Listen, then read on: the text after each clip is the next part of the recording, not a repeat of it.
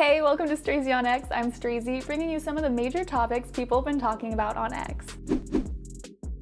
Alright, first I'm gonna have to catch you up on a major trend that circulated this weekend, and it has to do with the keyword bloodbath. You may have heard this already, but if you haven't, let me roll the whole thing out for you. So Trump was at a rally in Ohio this weekend, and during his speech, he talked about automotive manufacturing for America, and how a big percentage of that is outsourced, and other countries trying to get around tariffs, and saying if he gets elected, those cars will have 100% tariffs, and they're not gonna be able to really sell them here. But if he doesn't get elected, it's going to be a bloodbath.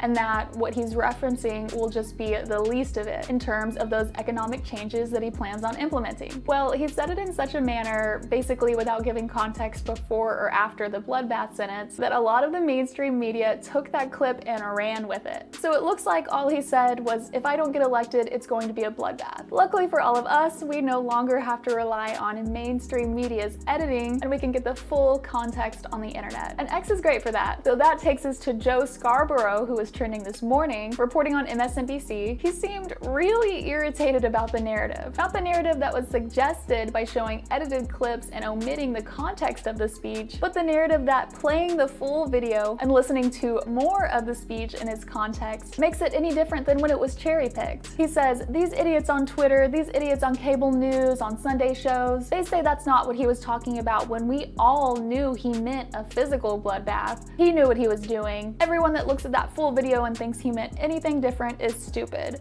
but we are not. Of course the people who reported it aren't. No, not at all. You gotta watch the full clip though, he gets really flustered. And we also had hashtag royal announcement trending because the royal family rumors have not stopped swirling. If you don't know what I'm talking about, you've definitely been living under a rock, but it's okay, I got you. Watch my March 11th update and you'll be mostly caught up. But today we're hearing that supposedly the news network BBC has been given notice to stay alert and be ready for a big announcement coming from the royal palace. We have no official confirmation from either party, but that is not going to stop the rumor train from chugging along. I know Kate has been the worry this whole time, but the biggest guess making the rounds right now is that King Charles may have passed away. And there's also an image going around of the flag at half-mast at Buckingham Palace, but that has already been debunked as an old photo. It's anxiety-ridden, it's got me on the edge of my seat, it's annoying, but we will just have to wait. Only time will tell. I'm gonna be keeping you updated though, so watch out. But tell me your best guesses below. I personally think something would be up with Kate more than the king at this point, but really with what we actually know, anything goes. So let's see all the theories. That's it for now. Follow on X for further updates and I will see you tomorrow.